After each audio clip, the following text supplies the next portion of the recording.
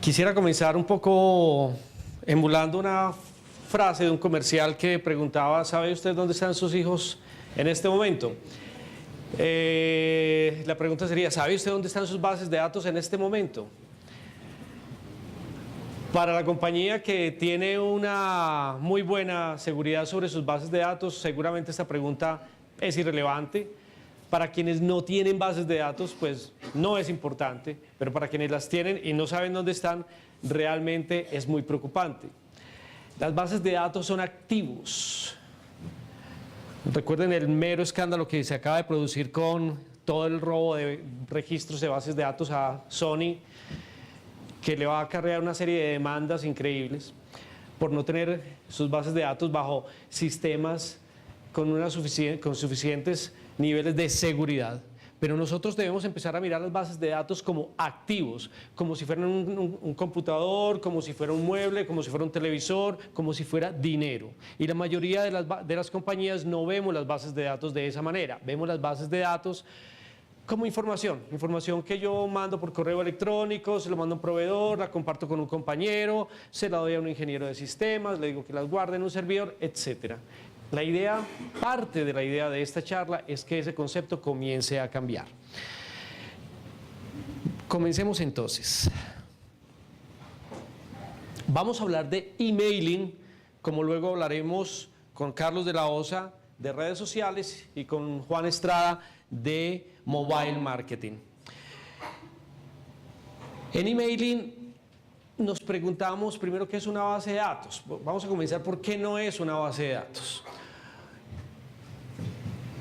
Muchas veces yo hablo con clientes y les pregunto: ¿ustedes tienen bases de datos? Sí, claro, tenemos bases de datos. Y cuando vamos a mirar qué es la base de datos, nos muestran esto: una lista de correos electrónicos.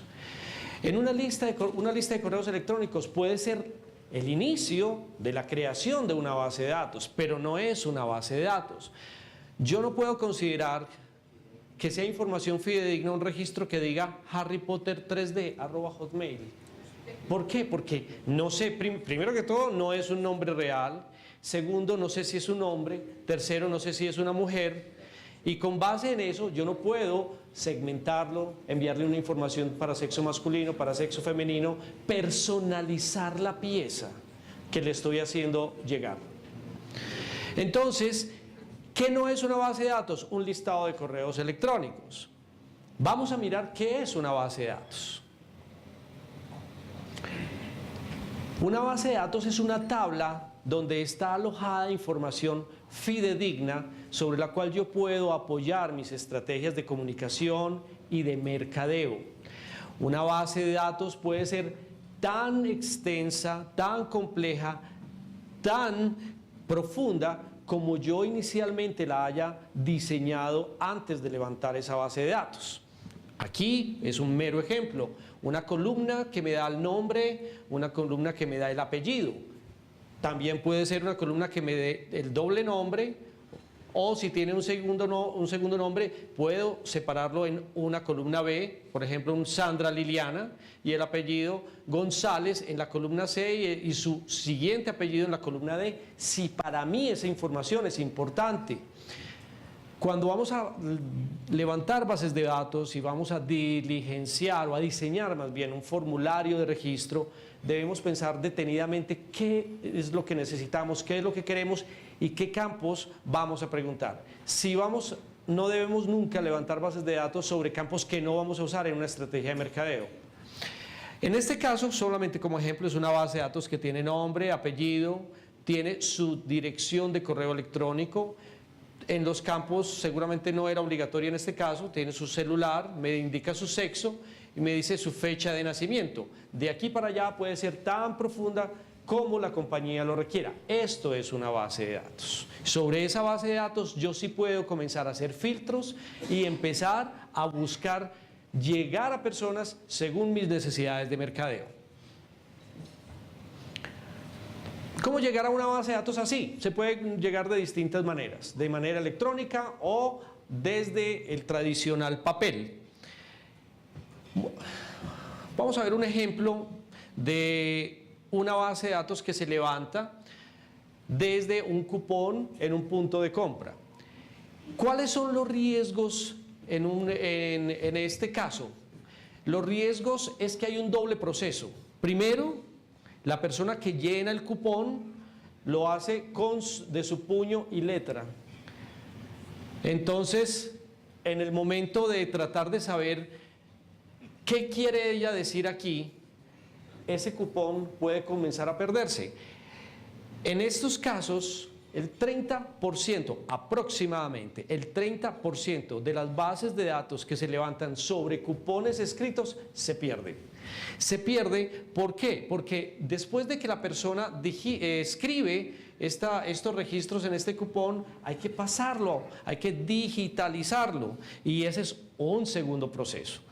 En este caso, pues el problema de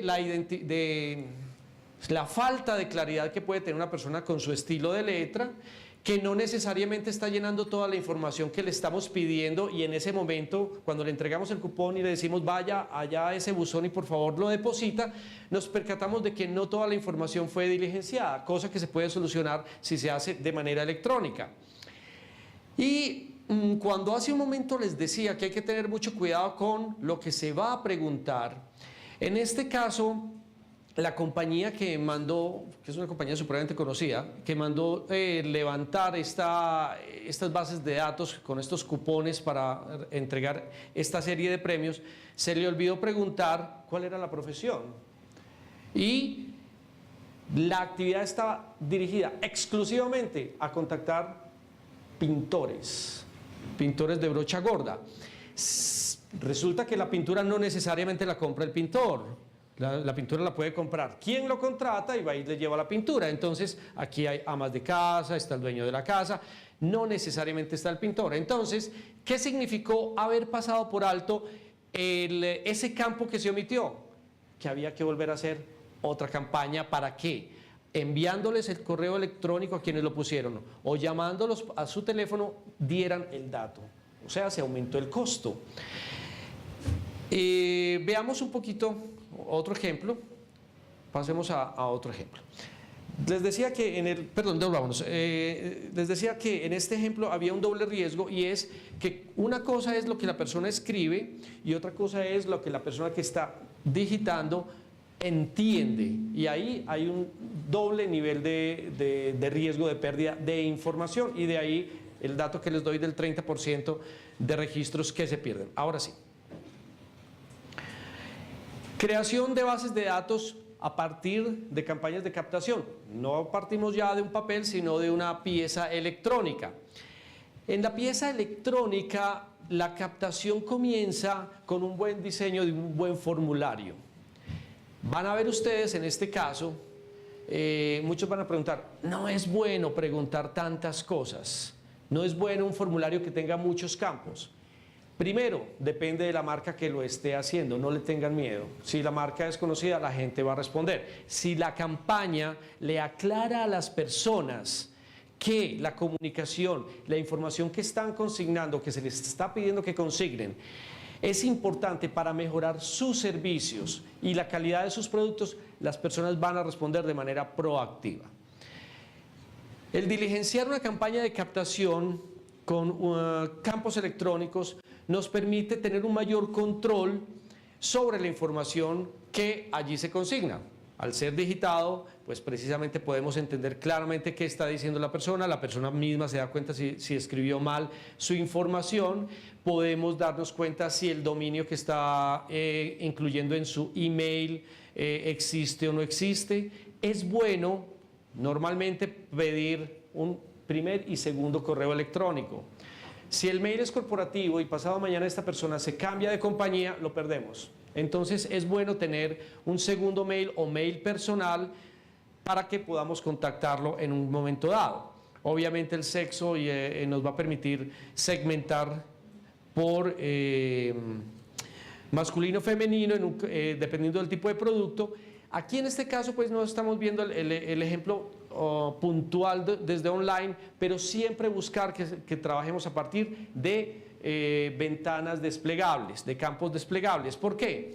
No podemos dejar que la gente escriba en su país call Colombia, Colombia con minúscula, Colombia con mayúscula. ¿Por qué? Porque en el momento en que le pidamos a la persona que maneja la base de datos, deme todos los de Colombia, él no se va a poner a mirar todas las variables del país. Entonces, es importante que la gente tenga en los campos donde sea posible, sencillamente que escoja la opción que le da la ventana desplegable.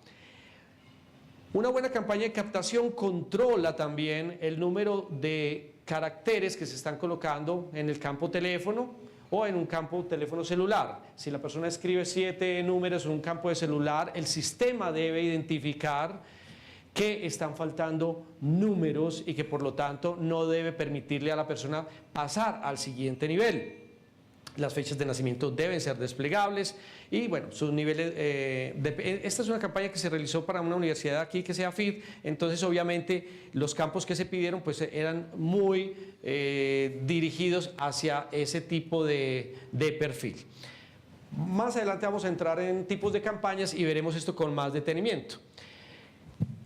Una cosa es levantar una base de datos, crear una campaña de captación de base de datos, y otra cosa es crear una campaña de actualización de base de datos.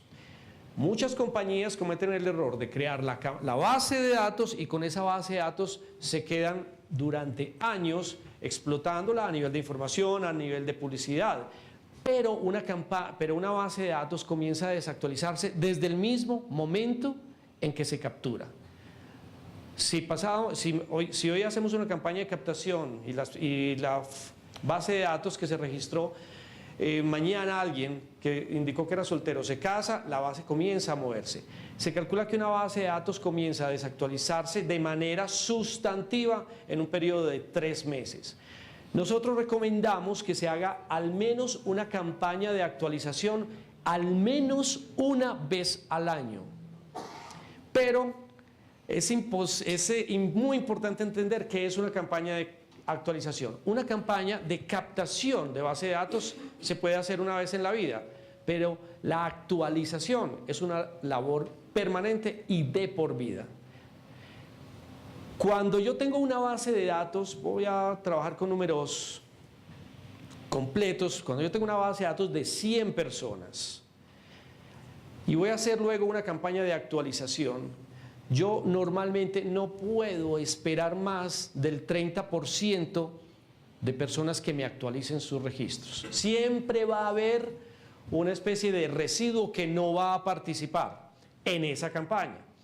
Entonces, no puedo pensar que ya actualicé mi base de datos con 30 personas cuando 70 de las cuales yo tengo en mi base de datos no participaron en esa primera campaña. Entonces, las campañas de actualizaciones deben ser constantes y por etapas.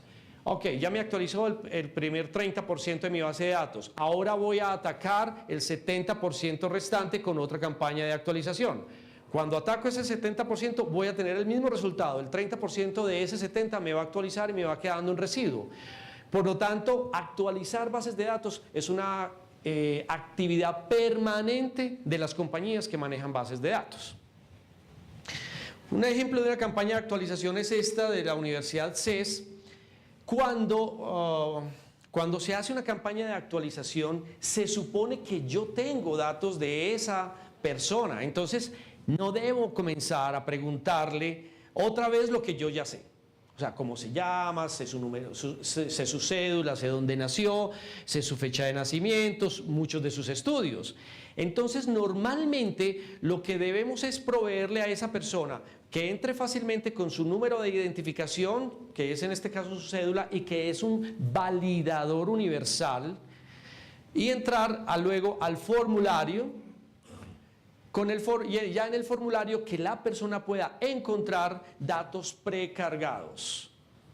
Es decir, la persona no debe sentir que la compañía lo está contactando para preguntarle otra vez lo que le había preguntado hace un año.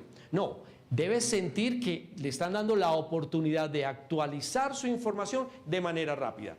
Y cada vez que contacten a su base de datos, traten de ganar un poquito más a nivel de de profundidad en la información.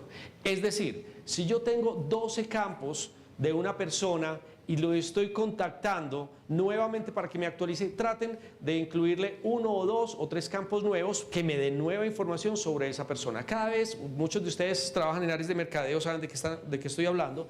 Cada vez que contactamos somos contactados vía telefónica y nos están renovando la suscripción a un periódico, ahí va siempre una pregunta nueva que no me habían hecho en la campaña anterior. Entonces, aprovechar las campañas de actualización para ganar un poquito más de conocimiento en esta nueva campaña que estamos realizando. ¿Cómo proteger su base de datos? Bueno, entonces digamos que hicimos una campaña de captación, bien sea a través de cupones, que luego pusimos a alguien a que digitara en Excel o lo llevara a Access, o hicimos una campaña electrónica, contratamos a una compañía que nos asesorara y nos acompañara y ya tenemos una base de datos. ¿Cómo proteger esa base de datos? Primero, la base de datos está al interior de la compañía. Algunos de ustedes en sus compañías tienen mapas de riesgo en el uso de las bases de datos. Es decir, ¿quiénes son las personas al interior de su compañía que van a acceder en un momento dado a una base de datos?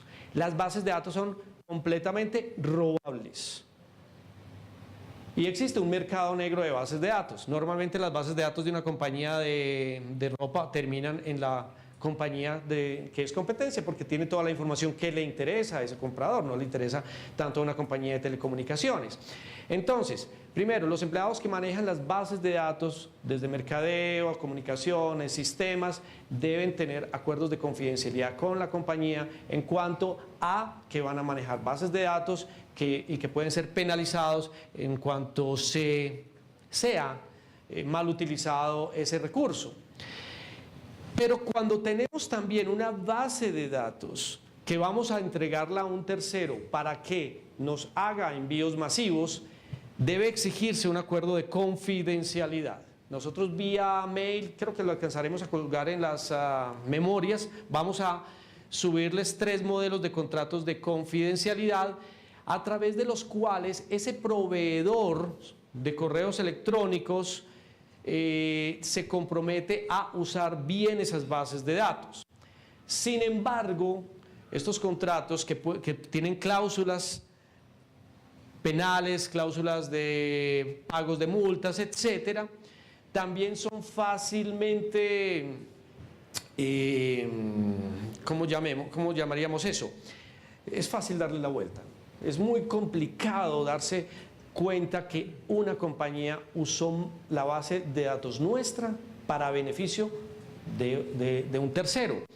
Entonces, existe una fórmula que es sine qua non,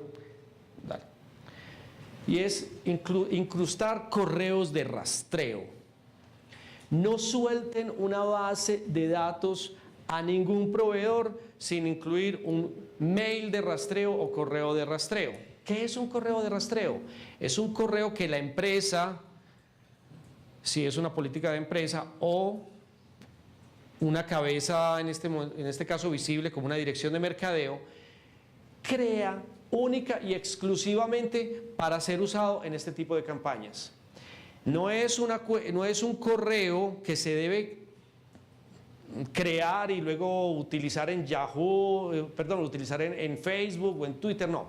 Es un mail que se crea única y exclusivamente para que en caso de que un tercero use la base de datos propia, a mí me llegue esa campaña para la cual se utilizó.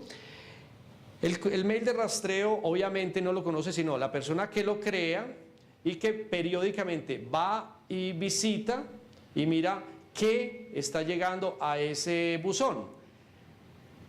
Obviamente tienen que llegar solamente las campañas de su propia empresa. Es imposible para la compañía que tiene la base de datos darse cuenta que ahí está.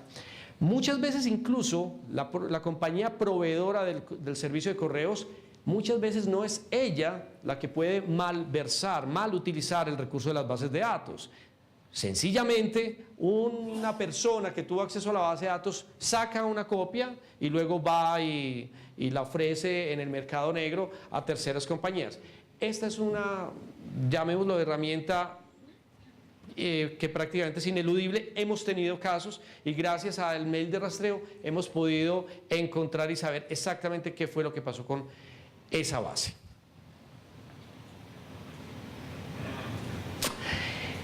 Cuando contraten proveedores de envíos, nunca manden la base de datos completa. Es un error que sucede permanentemente. Listo, ahí te mando la base de datos para que me hagas el envío, y llega con absolutamente toda la información. El proveedor de envíos masivos solamente necesita los campos que se van a utilizar dentro del envío o tal vez dentro de la personalización, pero básicamente para hacer el envío se necesita el nombre, el apellido y el correo electrónico. El resto de campos, como su cédula, su fecha de nacimiento, su estado civil, si tiene hijos, si tiene carro, si tiene cuentas, el tipo de turismo que le gusta hacer, no es necesario para el proveedor. Solamente se deben entregar esas 3 columnas. Ahora, si es una pieza que va con personalización embebida, es decir, que quiere decirle: hola Mónica María, sabemos que tu sueño es ir este año a un crucero por el Caribe con tu esposo que se llama Carlos. Todo ese tipo de información debe ser entregada en la base de datos. Bueno, ¿qué es un envío masivo? Dentro de la experiencia, para muchas personas, un envío masivo es algo que coja la pieza, coja la base de datos y se envía. Hace un momento Santiago Flores decía: no, hay que coger la pieza, el HTML, y comenzar a encadenarlo, a enlazarlo con todo el sistema estadístico de métrica. Y ahí hay unos procesos que toman cierto tiempo. Veamos de todas maneras básicamente qué es el proceso de las bases de datos. Primero, la compañía tiene una pieza publicitaria que va a hacer llegar a una base de datos. El proveedor lo que hace es conectar la base de datos con la pieza y a su vez con los indicadores del sistema estadístico o el sistema de métrica, y hace el envío del correo. Este correo pasa, ahora sí, por un primer servidor que es el servidor de proveedor de correos, que esto es básicamente el corazón de la compañía proveedora. Dentro de un momento vamos a ver cuáles son los indicadores más importantes que se deben tener en cuenta a la hora de realizar correos electrónicos, pero el primer paso es un servidor de correos que sea lo suficientemente amplio y rápido como para que esa correspondencia llegue a tiempo, o salga a tiempo más bien. Conocemos muchos casos de compañías que nos dicen: bueno, sí, yo tengo un proveedor de correos, o lo hacemos nosotros mismos in-house. ¿Cuántos correos tienes en tu base de datos? Unos 5.000. Bueno, ¿y cuánto te demoras entregando esos 5.000? No, nos demoramos una semana. En ese caso, el Internet no está cumpliendo con una de sus promesas básicas, que es ser supremamente rápido. Un servidor de proveedor de correos que sea lo suficientemente rápido puede estar en capacidad de entregar decenas de miles de correos en términos de minutos, y de ahí va a depender también que nuestra campaña tenga resultados inmediatos. Los correos pasan a la nube de Internet, como se explicó en la primera conferencia. Luego llegan al servidor destinatario, que ahí es donde nosotros normalmente tenemos nuestros servicios de correo como UNE, Hotmail, Gmail, Yahoo, cada uno con sus propias políticas anti-spam. Y finalmente el correo llega hasta la bandeja de entrada de los destinatarios. Hasta este momento la campaña no ha sido vista por nadie. Solamente nuestra campaña está en una bandeja que pudiera sumarse como un impacto o como una huella el hecho de que yo entre a mi bandeja y vea que el Parque Explora me escribió, pero todavía no sé qué es lo que el Parque Explora me está comunicando. Hasta este momento, lo único que hizo mi estrategia es entregar exitosamente un correo en la bandeja de entrada del destinatario. ¿Qué hace que esa pieza sea vista? Aparte de la marca, el asunto. Nosotros recomendamos que el asunto no tenga más de 10 palabras. ¿Por qué? Porque si tiene más de 10 palabras, normalmente se sale del espacio destinado para el subject. Y cuando se sale del espacio, obliga a la persona a subir el cursor y terminar de leer la frase. Todas estas son cosas que hacen que la gente le dé pereza o tome una decisión de verlo un poco más tarde. Entonces, hasta el momento en que llegamos a la bandeja de correo, se llama técnicamente correos entregados exitosamente. Bueno, fueron entregados, ya están en el computador del destinatario.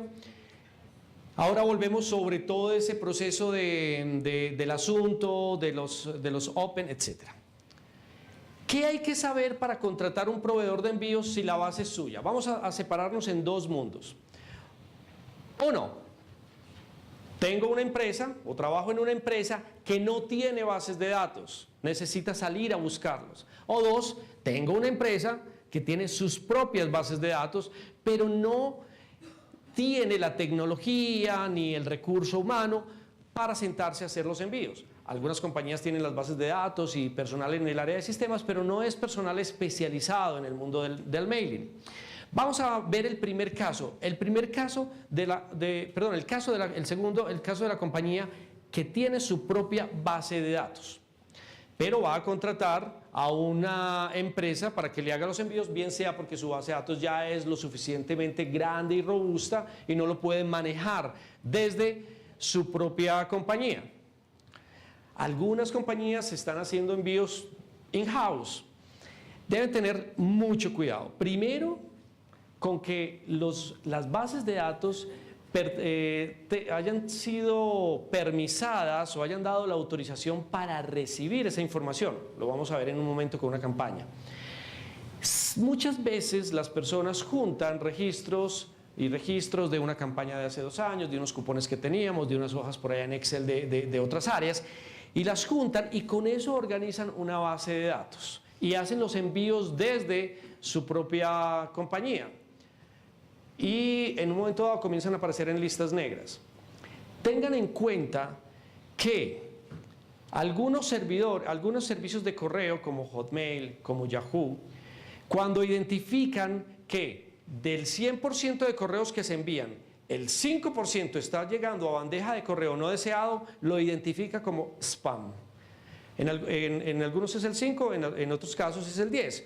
Pero voy a dar un ejemplo. Si yo envío 100 correos a unas bases de datos que no todas están permisadas, con que lleguen 5 a bandejas de correo no deseado, empiezo a ser reportado en listas negras e incluso si es reiterativo y no hago caso, puedo ser bloqueado y cuando soy bloqueado se afecta prácticamente toda la compañía.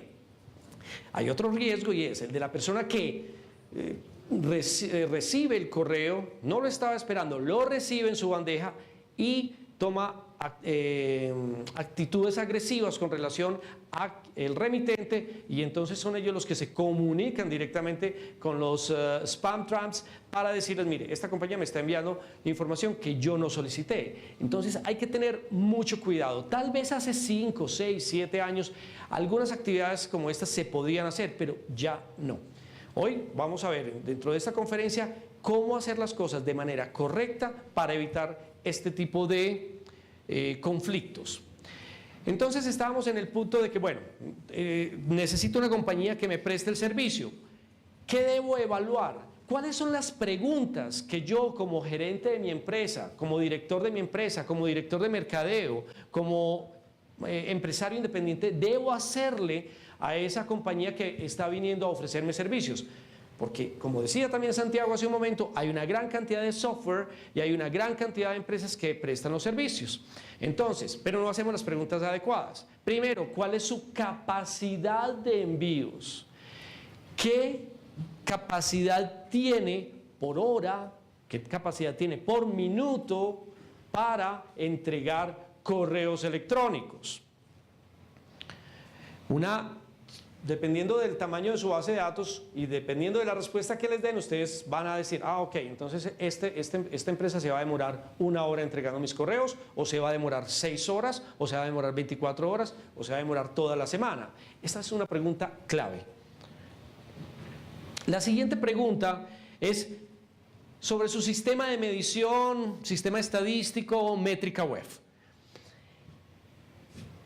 ¿Qué información es la que yo necesito que me arroje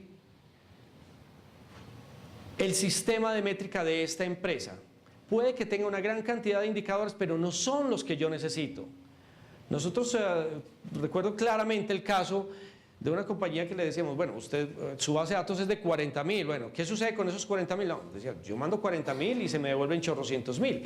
Ese sistema de envíos no es práctico. Necesitamos un sistema estadístico que nos dé una muy buena información.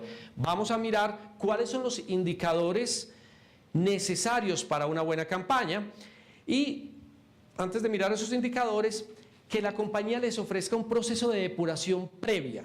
Es decir, miramos el caso del formulario que se digita a través de un cupón. Ahí pueden haber errores. También se pueden presentar errores en el momento en que alguien coge ese cupón y digita un correo electrónico, digita su nombre. Pero mientras el correo electrónico esté bueno, tal vez haya información no muy exacta que se haya perdido en el cupón. Pero mientras el correo electrónico esté bueno, vamos a poder llegar a su bandeja. Y a partir de ahí establecer una comunicación seguramente de doble vía. El proveedor de correos tiene que correr primero un proceso de depuración de emails. En ese proceso de depuración, como ya lo explicó Santiago, un correo electrónico tiene la primera parte el buzón y luego tiene el dominio. Tiene que corregir en el buzón todo lo que sean símbolos y después de la arroba, el proceso debe debe depurar los dominios, identificando los dominios que no existen, identificando los dominios que están mal escritos. Si es una buena compañía, les va a decir, mire, encontramos de 100 registros, habían 44 que decían Homail, porque no traían la T, o decían homail.com.co, que son dominios que no existen, y de esa manera recuperar registros que es prácticamente imposible verlos uno por uno en una base de datos que sea demasiado grande. Una vez que se corre ese proceso de depuración, entonces ya sabemos que los correos que se van a enviar van a llegar, deben llegar a sus destinatarios, excepto pues que ya sean correos que no existen. Veamos ahora sí lo de los indicadores o reportes. Primero, la compañía debe decirme a mí cuántos correos envió. ¿Cuántos correos envió? Normalmente, en una buena base de datos, los correos enviados debería ser igual al tamaño de la base de datos que usted le entrega. Si no es igual, es porque va a haber una diferencia y entonces hay que pedir un reporte de por qué la diferencia. Segundo, ¿cuántos correos entregó exitosamente? Como lo vimos hace un momento. ¿Cuántos correos llegaron a la bandeja de correo de ese destinatario? Me debe decir cuántos correos rebotaron. ¿Por qué rebotan? Porque el correo está malo, porque es una cuenta desactivada, porque el buzón está lleno, porque es un contenido, pues cometí un error en el contenido y fue un contenido rechazado, y por otros motivos no identificados, que ya lo vimos en la primera conferencia.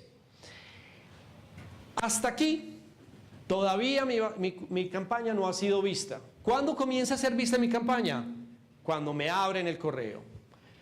Como es mi base de datos, yo puedo exigir no solamente el cuántos, sino el quiénes.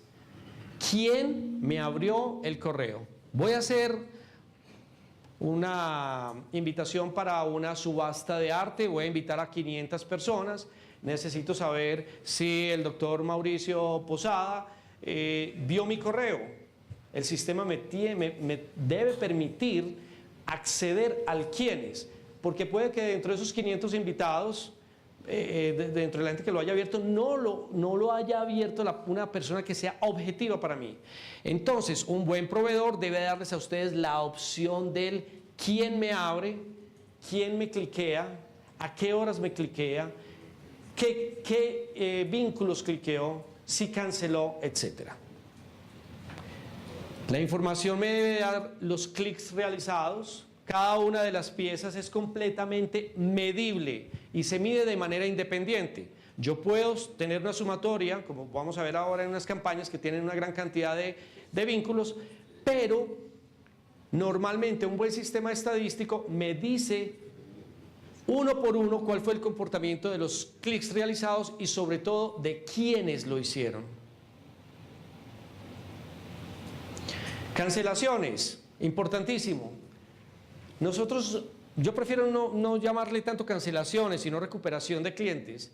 Y es la gente que está suscrita a un servicio de newsletter, que está suscrita a emisoras, que está suscrita a las comunicaciones de una empresa y en un momento dado se desconectan, en un momento dado cancelan.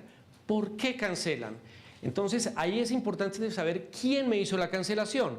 Si yo puedo identificar quién cancela, yo puedo decirle a mi departamento de servicio al cliente o a quien esté desarrollando la estrategia de CRM que contacte a esa persona y le pregunte por qué se dio de baja de mi base de datos, para saber si fue que tuvo algún problema con funcionarios, con producto, con alguna garantía.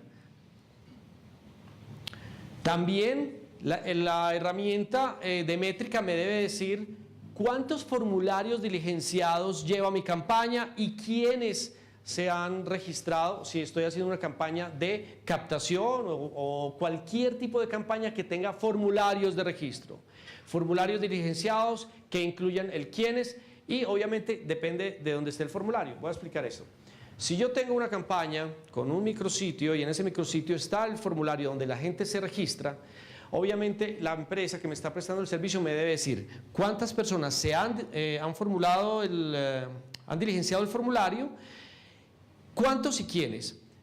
Pero si el formulario está alojado en mi sitio web, en ese caso quien me debe proveer la información es mi webmaster. ¿Por qué? Porque la compañía normalmente puede llegar hasta el clic que conecta a la persona de la campaña y la envía al sitio web.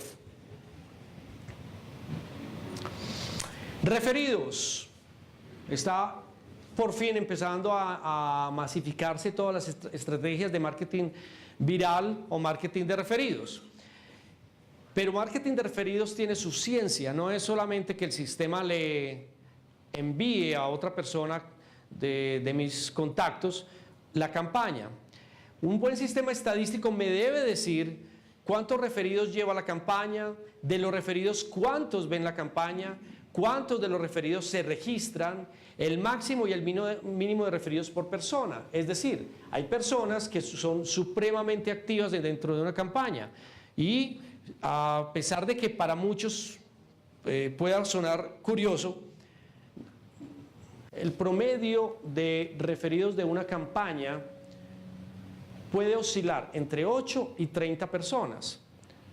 Tenemos casos de personas que han referido a 2.000, a 3.000 y a 34.000 personas para acceder a un beneficio o un incentivo. Pero ¿cómo yo sé que eso está sucediendo? Si tengo acceso a un sistema exacto y completo y robusto de métrica web.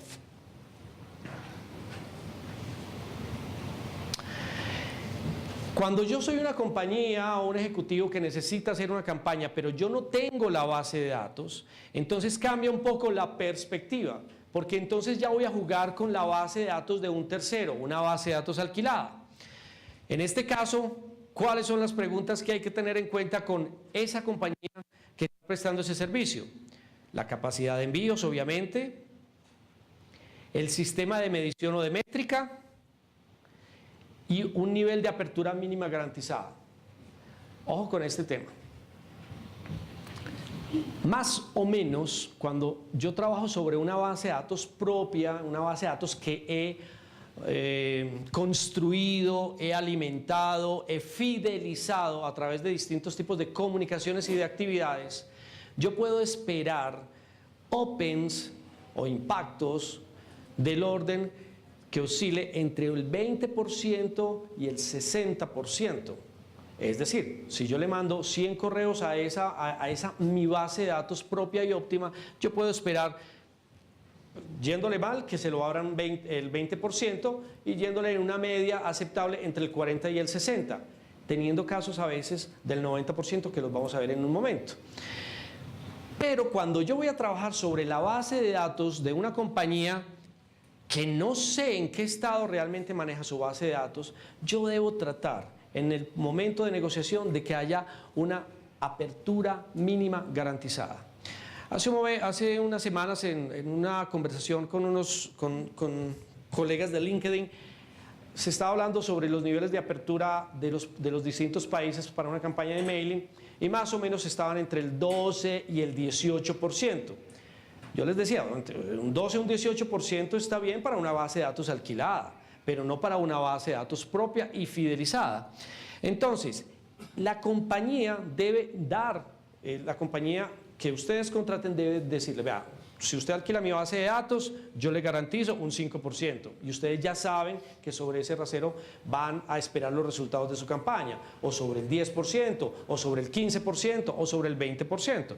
Prácticamente hasta ahí llega una base de datos, el indicador de una base de datos de un tercero, porque son bases de datos que no están esperando que su compañía los contacte, ¿sí? ¿Cómo se mide la calidad de base de datos de ese proveedor? Cuando hacemos la campaña es la cantidad de correos entregados sobre la cantidad de correos enviados, y ese me da ese indicador que es la calidad de base de datos. ¿Cómo se mide la efectividad de la campaña? Es la cantidad de correos abiertos sobre la cantidad de correos enviados. Indicadores o reportes cuantitativos de una compañía que tenga una base de datos de alquiler. Siempre deben ustedes buscar que les garantice. Estoy hablando porque muchas veces nos encontramos con compañías que no tienen idea del tipo de información que les van a proveer. Correos abiertos es fundamental, obviamente los clics, las cancelaciones, los formularios diligenciados, los referidos. Voy a hacer aquí un pequeño pare para hablar un poquitico de estos indicadores. Un buen software, un buen proveedor de envíos masivos les entregará a ustedes la información online. Estamos en internet. No hay que esperar informes consolidados. ¿Para qué un informe consolidado a los 8 días de terminar yo la campaña? El informe debe ser en tiempo real. ¿Y por qué en tiempo real? Porque cuando yo aprendo a manejar la métrica de las campañas, yo puedo darme cuenta desde el primer día y casi desde la primera hora si mi campaña va a funcionar o no va a funcionar. Y si no va a funcionar, yo puedo tomar decisiones drásticas en la estrategia, pero no las puedo tomar cuando ya termine la campaña y me entreguen sencillamente un reporte consolidado. Entonces, yo puedo darme cuenta en la primera hora, y vamos a verlo ahora con un ejemplo, si mi campaña arrancó bien. Y si no arrancó bien, inmediatamente comenzar a revisar las distintas variables de la campaña. Las distintas variables de la campaña tienen la parte de comunicación y la parte de tecnología. La primera que se revisa es la parte de comunicación. A ver, ¿hay algún error en la comunicación del asunto? ¿Hay algún error en la pieza como tal? Normalmente, vamos a manejar unos indicadores. Normalmente una campaña sobre bases de datos rentadas de terceros puede manejarse en un promedio de un 10 a un 20%. Y los clics, cuando la pieza, el HTML que se envía, tiene un clic, normalmente hay una caída del 90%.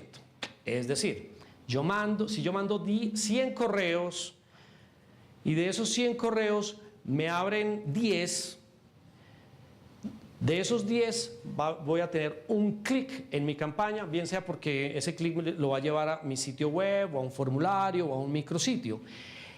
El clic En el HTML del envío equivale al 10% de la cantidad de open que experimento de la campaña. Recuerden, siempre hay una cascada. E incluso este ejercicio que les estoy dando se puede hacer a la manera inversa. Voy a hacer una campaña de captación de base de datos. ¿Cuánta gente quiero que se me registre? Hombre, necesito que se me registren 1000 personas. Hacen el ejercicio inverso. O sea, para que se me registren 1000 personas, ya sé que normalmente voy a tener una caída del 90% en los clics y el open va a ser del orden del 10 al 20%. Así más o menos se puede calcular cuántas personas se les van a registrar y sobre todo a cuántas personas le tienen que hacer el envío para poder aspirar a ese número de registros.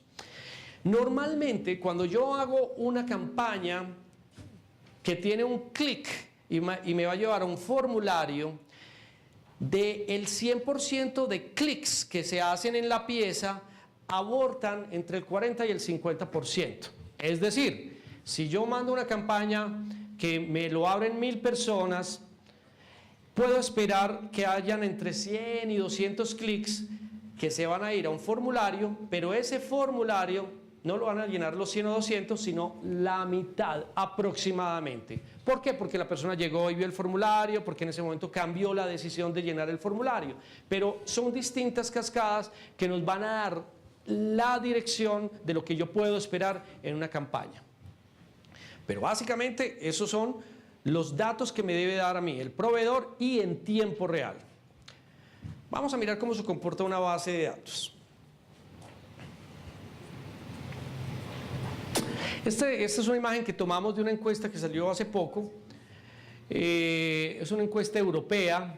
Básicamente lo que quiero mostrar es, bueno, qué tan a menudo usted chequea su bandeja de correo electrónico, desde su casa, desde su trabajo o escuela, desde su celular o desde su tableta. Aquí me dice que el 24% de los que están con su computadora en casa, el 24% chequea constantemente durante el día su correo electrónico. El 63% lo chequea diario. El 8% lo hace semanalmente, el 3% lo hace con algún tipo de frecuencia y el 2% rara vez lo consulta o nunca lo consulta. Desde el computador y dependiendo obviamente del área donde trabaja, porque no todas las personas que trabajan tenemos acceso a nuestros correos, sino que básicamente estamos limitados a los correos empresariales y a toda la diligencia de nuestro trabajo. En este caso, el 16% consulta su cuenta de correo constantemente, el 22% lo hace diariamente y ya el 5% lo hace semanalmente, el 6% con alguna frecuencia y el 51% nunca accede a revisar su cuenta de correo desde el sitio de trabajo. En cuanto a las consultas desde su celular, el 11% constantemente chequea su cuenta de correo, el 15% desde su celular lo chequea diariamente y el 5% semanalmente. Y básicamente ya desde tabletas, pues todavía los indicadores son supremamente bajos en este sentido. Vamos a mirar, bueno, entonces alguien puede pensar ahora, sí. En la gráfica anterior, eso también indica la penetración de cada uno de esos ítems en el PC, home, trabajo y móvil, porque es que de pronto los que están ahí todos tienen un móvil. Por supuesto, va asociado a la penetración, por supuesto. Y por eso, y de hecho, pues este iPad está todavía tan bajo. Pero alguien puede decir, bueno, pero eso son estadísticas europeas. Veamos, por ejemplo, una campaña local. Esta campaña es, aquí en esta columna vemos cómo se comportó este envío. Este es un envío que se les hizo, de hecho, a ustedes, a todos los que abrieron la información sobre el seminario para que nos siguieran en Twitter. El día 25 hubo 14 impactos, pero eso realmente no es la campaña, eso son las pruebas internas que se realizan para ver que la campaña esté bien hecha, que esté marcando todo lo que necesita medir. El primer día de campaña realmente lo abrieron 4.568 veces. 4.568 veces de un total de 6.038 impactos que tuvo. Es decir, el primer día me marcó el 75,8% de apertura. Entonces me voy a devolver aquí, y es que cuando ustedes hagan una campaña, siempre y cuando el correo salga temprano, en el primer día de campaña, ustedes deben esperar que la apertura no sea inferior al 50% del esperado total de impactos. Si el primer día, saliendo la campaña temprano, les marca menos del 50%, la campaña tiene problemas. Y si les marca menos, pues todavía mucho más. ¿Habrá algún indicador donde ustedes digan, vamos a parar la campaña, que muchas veces es lo más sano que se debe hacer? En los siguientes días comienza la cascada a descender casi que en niveles del 50%. Pues aquí bajó uno de 178, luego bajó a 274, aquí a 103, y la campaña se va extinguiendo. Pero los 2 primeros días son claves para determinar si mi campaña de mailing va a funcionar. Vamos a hablar de lo que son las comunicaciones a bases de datos objetivas. Bases de datos que podríamos llamar óptimas.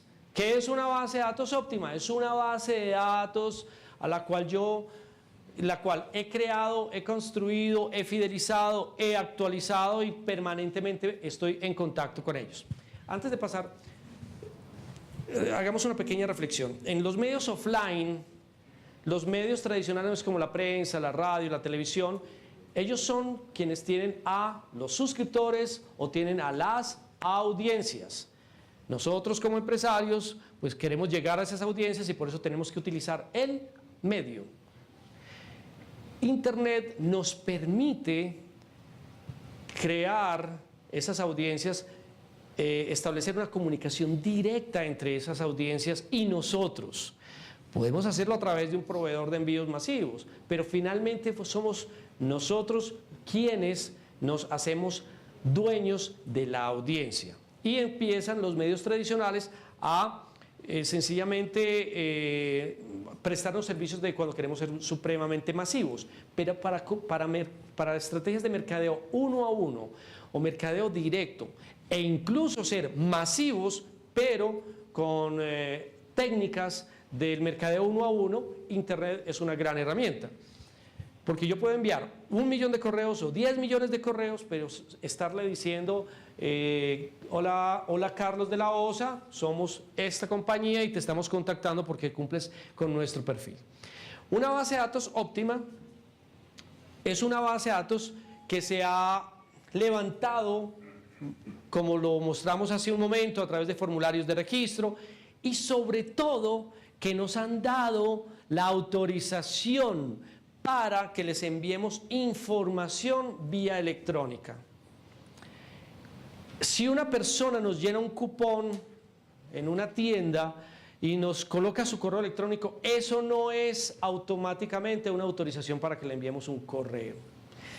Por eso muchas compañías capturan bases de datos, luego envían los correos y empiezan los rebotes o empiezan las cancelaciones, y es porque esa persona sencillamente colocó su correo electrónico como parte de un requisito que le estaban dando. Debe haber lo que se llama el permisado o el permission marketing o el radio button, que indica claramente que esa persona nos está dando autorización para llegar con ellos vía electrónica.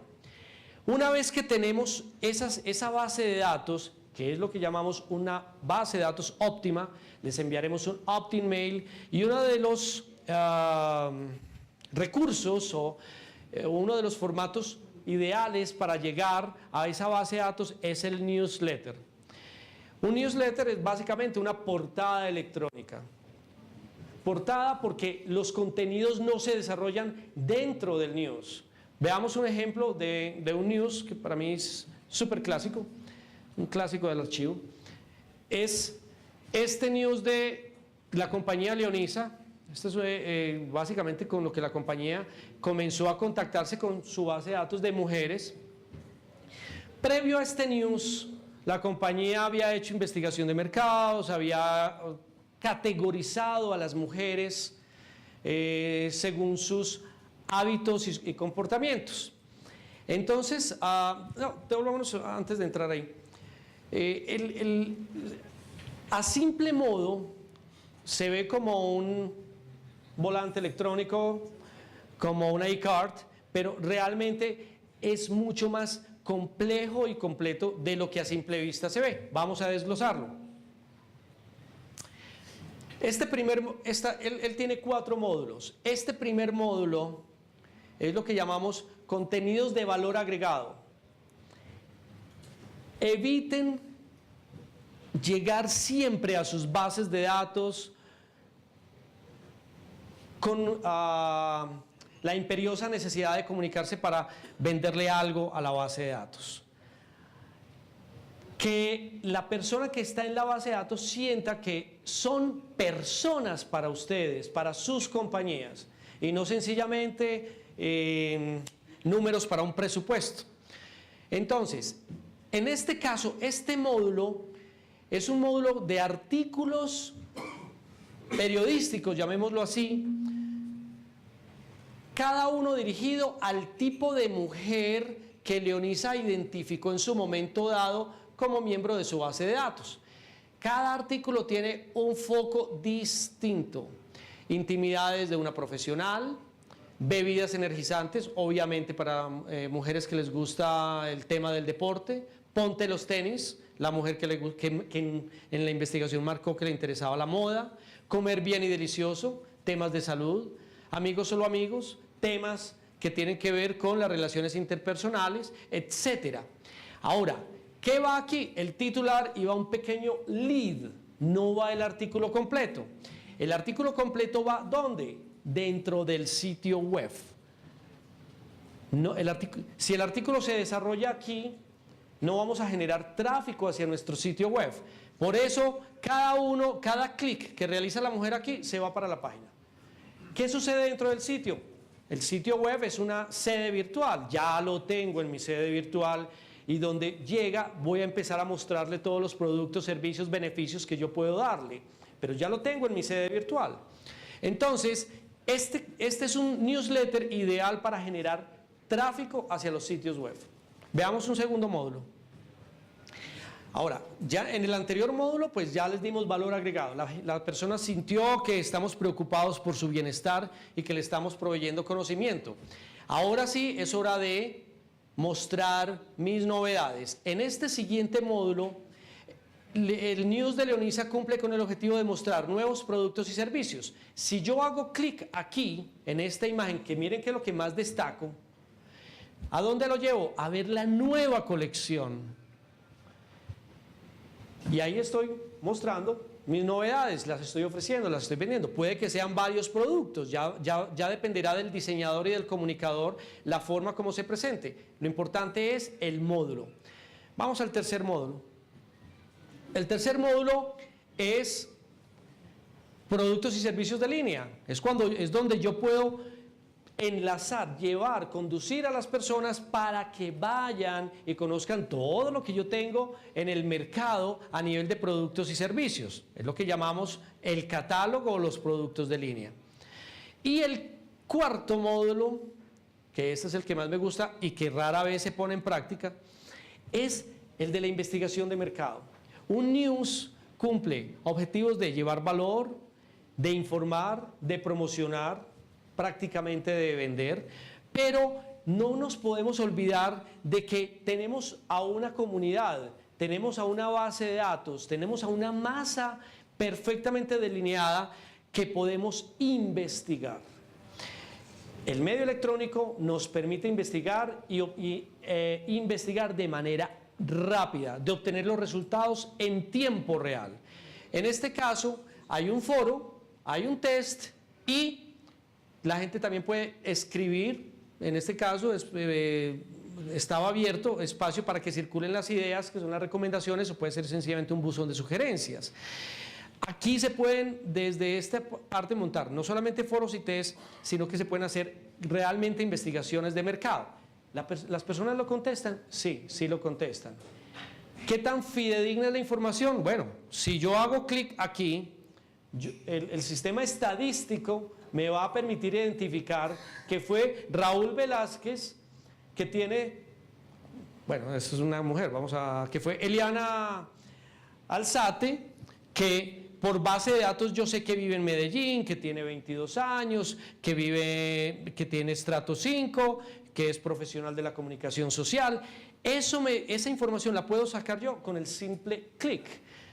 Para ellos es transparente, pero yo estoy obteniendo toda la información que necesito y luego debo cruzar y sentarme a analizar.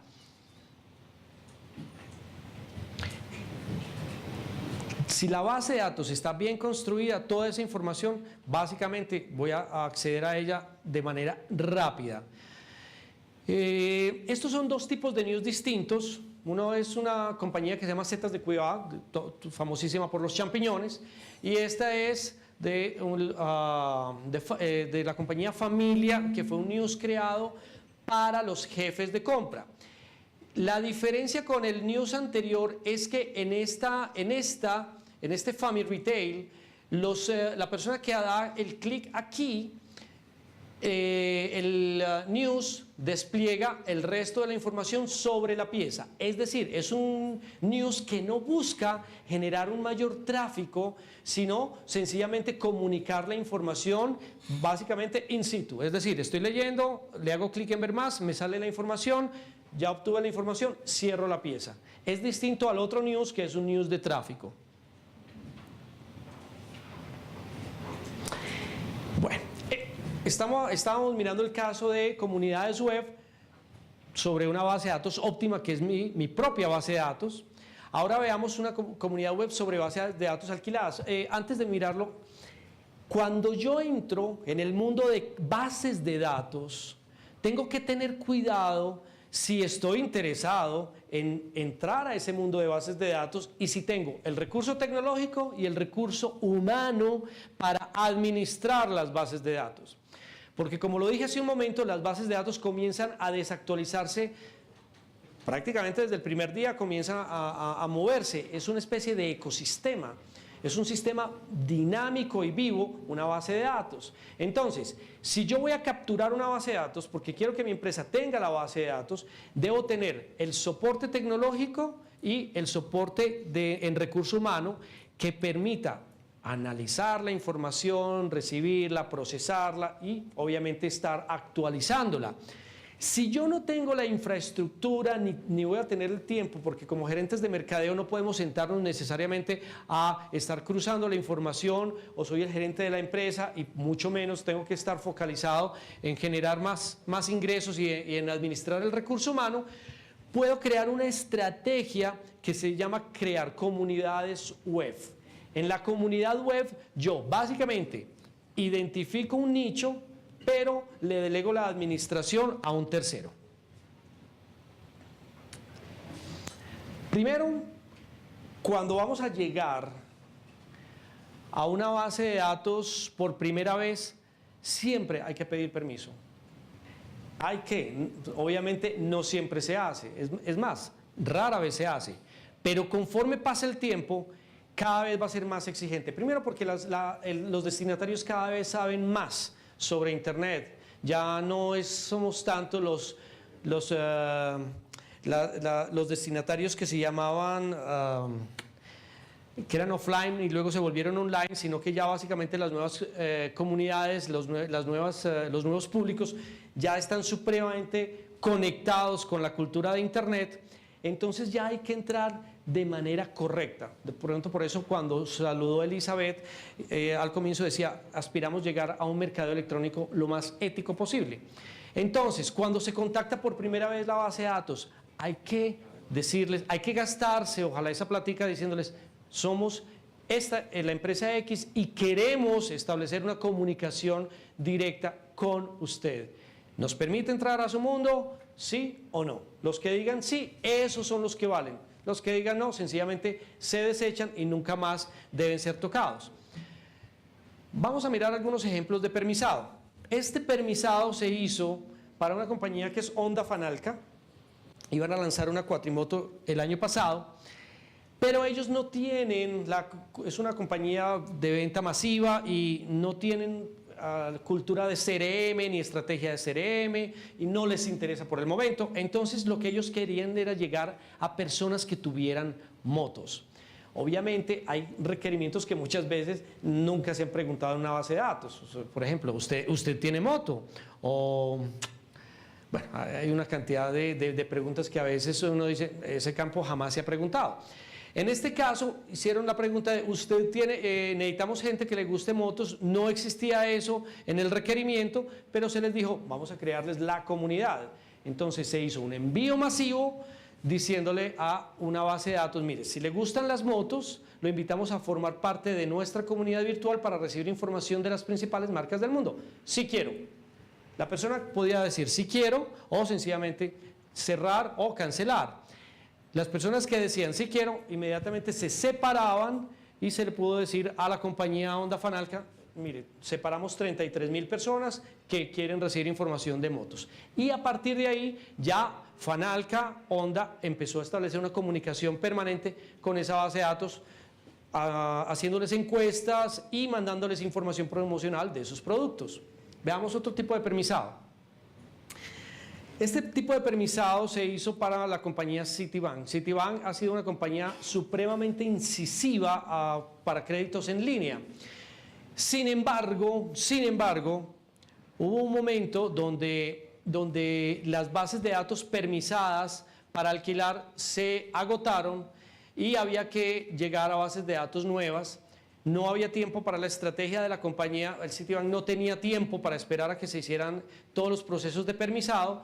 Se diseñó una estrategia donde era la persona la que tomaba la decisión de si recibía información del Citibank o no. Entonces, pues primero que todo, la compañía, en este caso Código, se presentaba y le decía, mire, tenemos para usted la nueva campaña del Citibank para acceder a créditos en línea. ¿Desea recibir información o no desea recibir información? Los que marcan no quedan por fuera, los que marcan sí quedan dentro de esa comunidad. Y el Citi, en este caso, no tiene nada que ver con administración de bases de datos, pero sabe que hay ya un nicho, que es más o menos unas 120.000 personas, que dijeron, queremos recibir información de sus programas de crédito.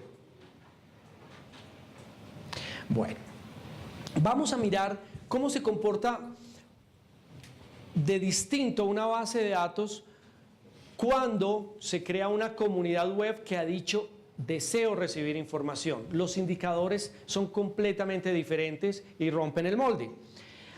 Cuando llegaron con la propuesta de esta campaña, yo personalmente no me animé mucho por este tema, porque las bases de datos son supremamente sensibles al tema político y supremamente sensibles al tema sexual. El orden de cancelación normal, cuando ustedes hagan una campaña de internet, puede estar por el orden del 0.3% hasta el 3%. Es decir, mandé 1000 correos y me cancelaron 30. Eso es un nivel más o menos aceptable de cancelaciones. Pero una campaña política puede generar cancelaciones del orden del 10%, que ya es un número más fuerte. En este caso era un motel que había hecho un rediseño de todas sus instalaciones y quería contarle el cuento, pero no se podía enviar la campaña de manera cruda, sino que había que hacer, les recomendamos que se hiciera un proceso de permisado y se diera un incentivo. El incentivo en este caso era un viaje a Argentina con gastos pagos para 2 personas, obviamente mayores de 18 años. La persona que estuviera interesada cliqueaba en ingresar y pasaba a el micrositio donde daba la información para participar por el premio. Y obviamente tenía el botón, el radio button con la autorización para recibir la información. Aquí entonces nos encontramos con un paradigma de muchas personas en mercadeo que dicen, mire, la gente se registra es solamente por ganarse el premio, pero después no va a ver las campañas que yo le envío. Veamos este tipo de campaña. La campaña se envió a 300.000 personas, básicamente residenciadas en la ciudad de Medellín. El resultado fueron 29.814 permisados. Miren aquí esta proporción, básicamente es el 10%. A mí me gusta mucho trabajar con el 10% para mis campañas. Si de ahí para arriba funciona mejor, o sea, es esperar como lo peor y desear lo mejor. En este caso, funciona la ley del 10% en aperturas y en clics. Se envió a 300.000, permisaron 29.814 y luego esa base de datos, ya una vez que se acabó la campaña de Argentina, fue contactada por primera vez con una pieza ya promocional del cliente. En este caso era una silla tantra, etc. Veamos la estadística del envío.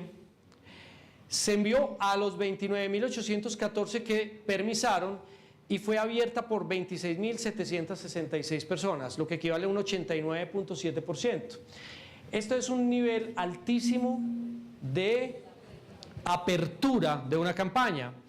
Con marcas como Levi's, como Dockers, en su momento hemos tenido aperturas hasta del 90%, más no es la constante.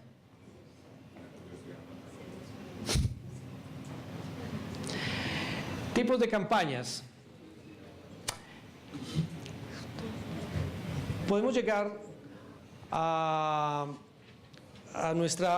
esos destinatarios, bien sea de comunidades virtuales o bien sea de bases de datos propias, a través de campañas de tipo informativo, de tipo promocional. Veamos algunos ejemplos y qué podemos esperar. Una campaña es informativa. No voy a dar absolutamente nada, solamente voy a contar algo que tengo para ofrecer. Un ejemplo es, digamos, esta pieza de alta gerencia, donde sencillamente nos está contando que va a haber un foro y nos está dando toda la información necesaria para que las personas tomen decisiones de asistir o no. En este caso, es una información que es importantísima y de sumo valor. Una recomendación aquí es, en la pieza de envío, es decir, en el HTML, coloquen la información necesaria para comunicar la estrategia. Si es demasiada información, va a haber un momento donde la persona no va a leerlo, ¿sí?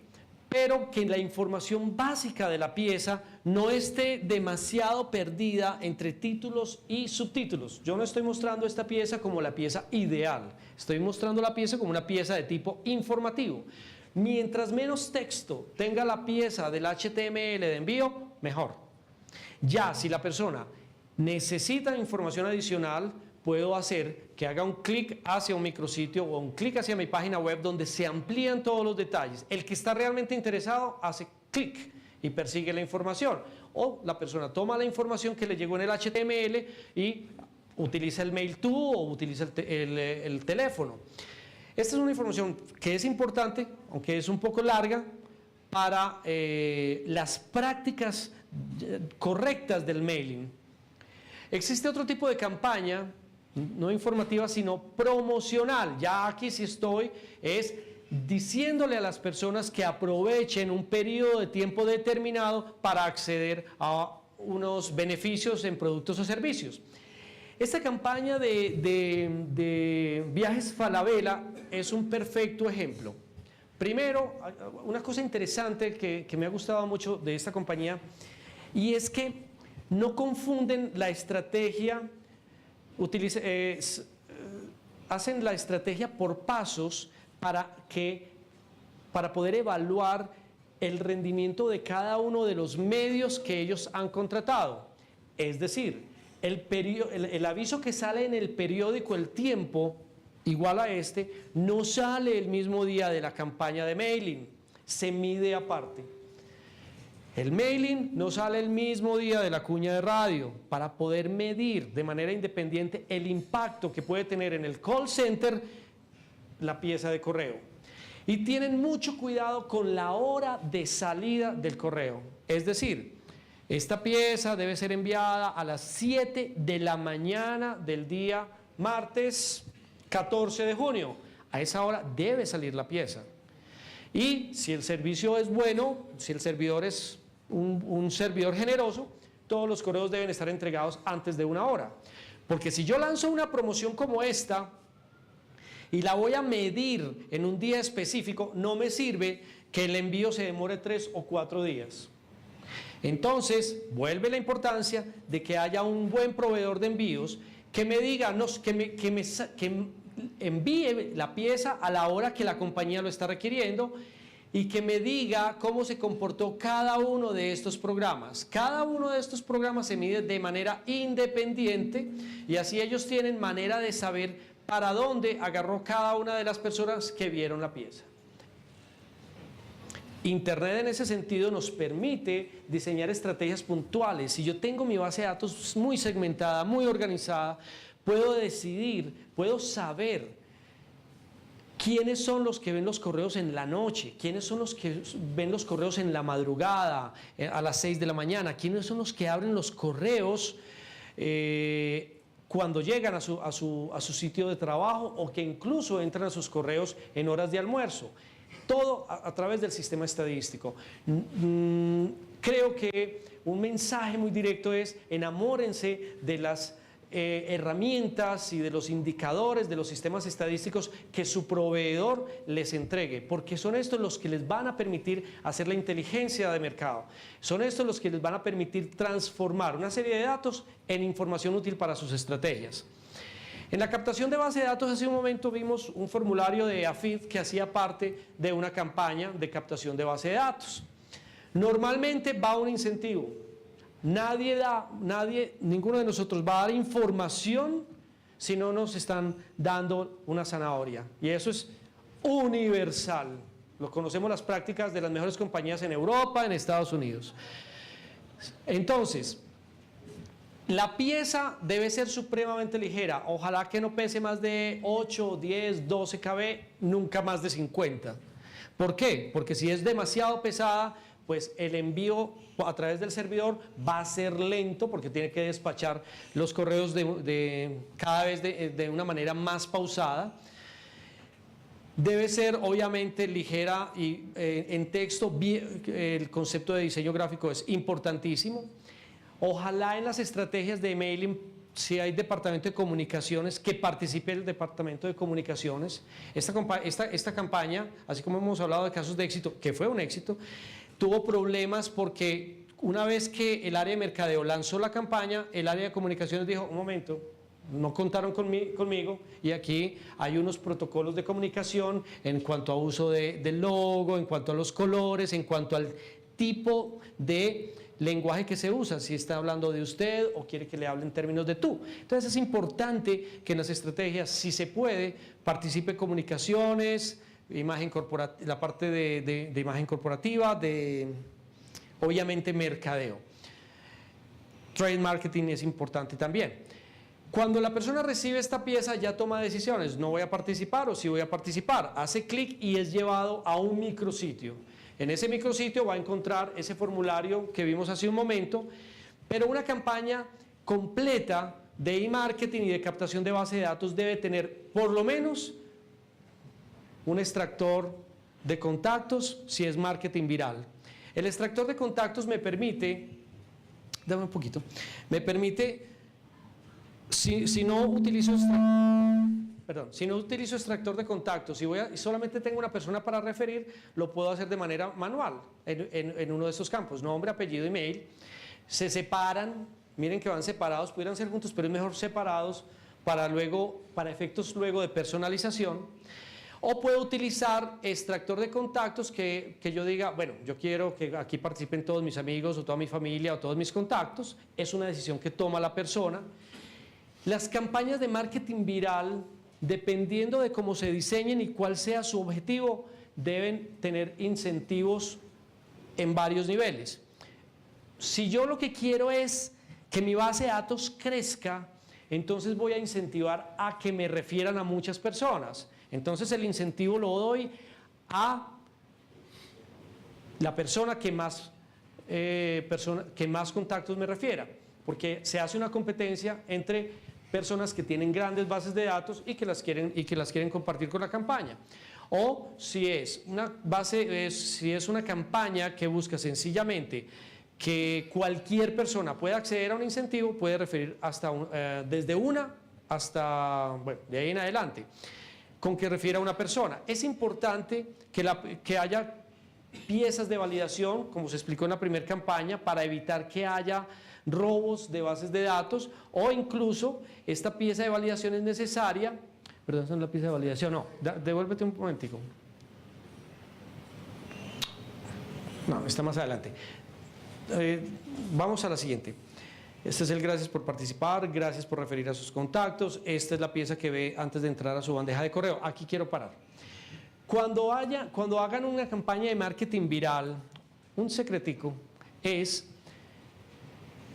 que si yo estoy en la base de datos, si yo me llamo Carlos Mario Cadavid y yo refiero a un amigo que se llama Diego Alejandro y Diego no está en la base de datos de mi empresa, el correo que le llegue a él, le llegue desde mi correo. Es decir, que no llegue desde EAFID, porque ahí es donde se puede producir un primer rechazo del marketing viral. El marketing viral funciona si a mí me llega un correo desde un amigo.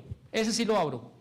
Entonces, una empresa que ustedes contraten debe garantizarles a ustedes que sabe hacer ese cambio. Cuando yo refiero, en este caso yo soy Carlos Mario y referí a Diego y hago clic en enviar mis referidos, automáticamente el sistema debe coger la pieza y enviársela a Diego, pero no se la envía desde EAFID, sino que se la envía desde Carlos Acosta. Y ahí es donde el marketing viral obtiene un mayor beneficio en cuanto a las aperturas. Si no, posiblemente le llegó una campaña de EAFID, no le interesa información de EAFID, entonces ni siquiera la abre. Y si no la abre, no ve nuestra campaña. Se puede hacer campañas, bueno, ya esto es información adicional, clarísimo los términos y condiciones. Solamente el 1% de las bases de los miembros de una base de datos chequean los términos y condiciones, pero esos son con los que hay que tener cuidado. Esos son los que se fijan en el modelo del producto que me están ofreciendo. Si ofrecí un iPad de determinada referencia, ese es, si ellos se lo ganan, el que van a pedir y el que lo van a exigir. Entonces, tengan siempre mucho cuidado con la redacción de los términos y condiciones y con el cumplimiento de las mismas. Si hay extensiones, cambios en los términos, hay que informarlo oportunamente. Mercadeo viral, básicamente el mercadeo viral puede ser tomado como una campaña de captación. Algunos de ustedes habrán visto esta campaña, donde se está levantando una base de datos para campañas de mobile marketing.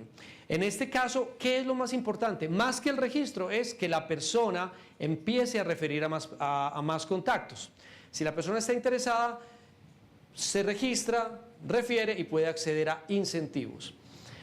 Si yo mando una campaña que no tenga incentivos, con seguridad voy a obtener resultados inferiores a un 10% y dependiendo de marca, de asunto, de promesa, etcétera, mis campañas pueden estar por el orden del 20, 30, 40%. Este es un formulario supremamente sencillo. Ojo, siempre cuando diseñen un formulario, que la persona tenga claro en qué campos está fallando o ha colocado información o incompleta o errónea o inexacta. Y identificarles y decirles dónde está fallando. ¿Por qué? Porque la persona cuando dice envío mi información y se le devuelve el formulario y no es claro dónde cometió el error, normalmente aborta la actividad. Luego pasa a un siguiente, ya salió del formulario de registro, ahora pasa al formulario de extractor de contactos de Gmail, Yahoo, Hotmail, o puede hacer sus registros uno a uno. Y a un contador que le dice con cuántas personas está participando. En este caso, el sistema le da un número por cada referido, entonces tiene derecho a 15 números. Esos números le llegan a su bandeja de correo. Pieza que le llega al referido. Gracias por recibir en tu celular. Ahora tienes X oportunidades para ganarte este super combo. Bueno, esta es la pieza de agradecimiento básicamente. ¿Sí? La persona...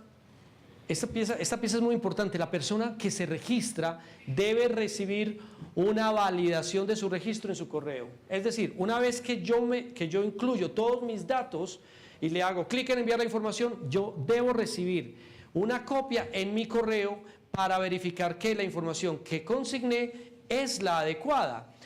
o incluso evitar que suplantaciones. Muchas veces los hijos son los que llenan, por ganarse los premios, llenan la información y los padres no se dan cuenta que ya están participando en una actividad determinada. Y la pieza de agradecimiento, que es con la que se cierra la actividad. Una recomendación aquí: traten de no colocar, cuando hagan asociaciones, alianzas, de no colocar los logos. En este caso, miren, es una alianza con la compañía Calley.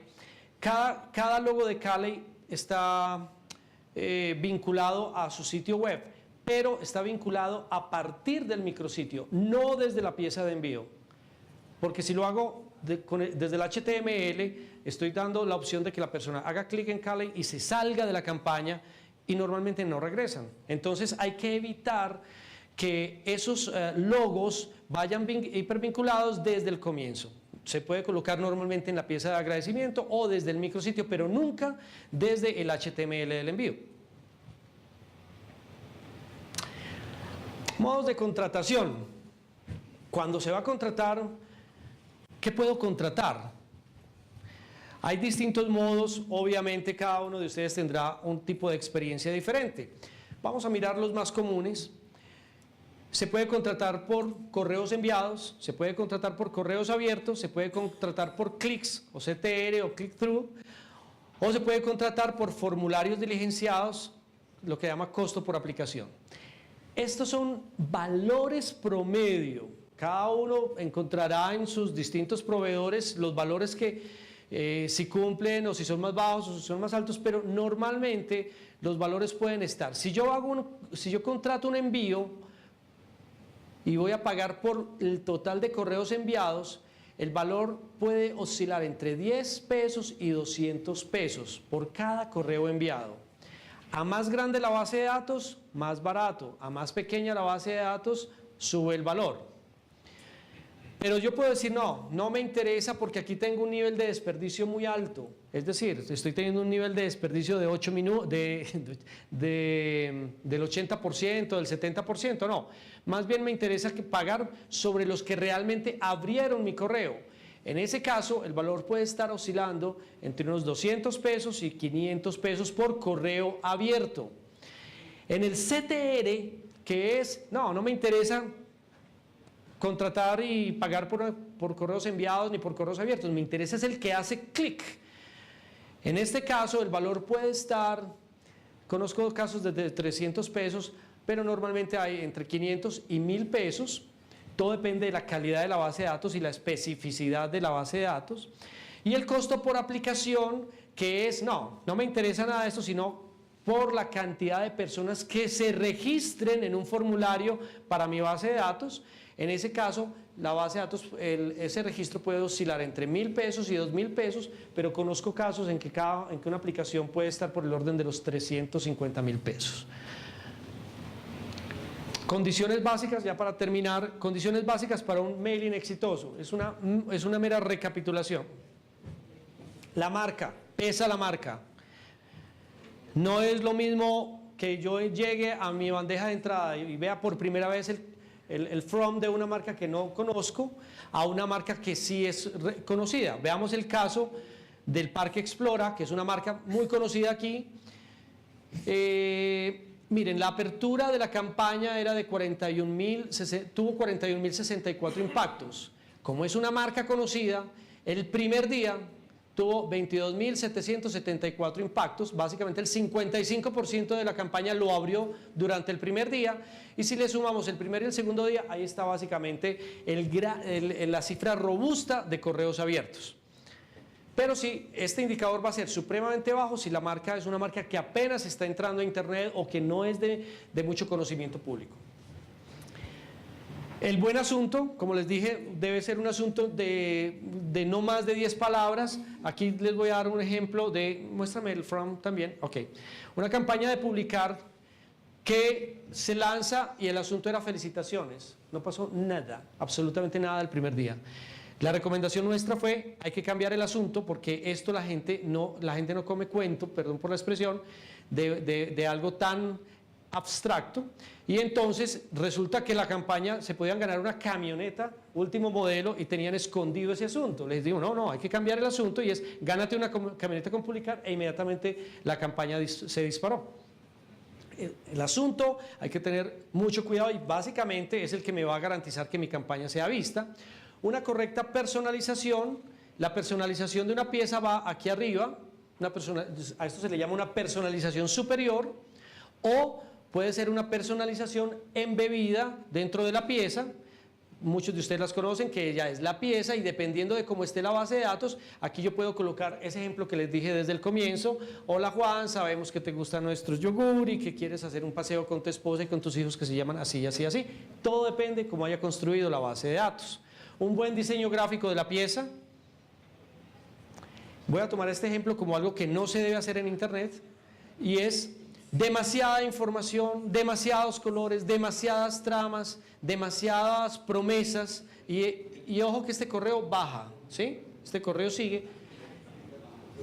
Tenía múltiples errores. El asunto, recuerdo que era para vencer el desempleo, y la base de datos contratada era ejecutivos que estaban laboralmente activos. Hay una contradicción, pero esta es una pieza saturada a nivel de comunicación y con problemas de diseño. Y una comunicación clara del mensaje. Una buena base de datos, por supuesto, y dentro de las bases de datos, cuando vayan a contratar bases de datos, traten de que ver las bases de datos, muéstreme las bases de datos, déjeme ver que los campos que yo estoy requiriendo sí estén en la base de datos, pero básicamente que yo pueda segmentar por sexo, por rango de edades, por nivel socioeconómico o estratos, que pueda georreferenciar, decir a qué barrios quiero llegar, o a qué zonas de la ciudad quiero llegar, o a qué ciudades quiero llegar, su nivel de estudios y su tipo de profesión, su cargo dentro de la empresa o su ocupación, las áreas de interés que esa persona en un momento dado puede estar indicando, incluso su rango salarial, sus hobbies, etc. Un buen software de envíos, como ya pues lo hemos visto y remarcado, y un buen sistema de métrica, también hemos trabajado sobre eso mucho en este caso, y tiempo para sentarse a analizar la cantidad de información que una campaña de mailing puede arrojar. Yo creo que con esto cerramos la charla. Muchas gracias y espero que haya sido de mucha utilidad. Si hay preguntas, por favor.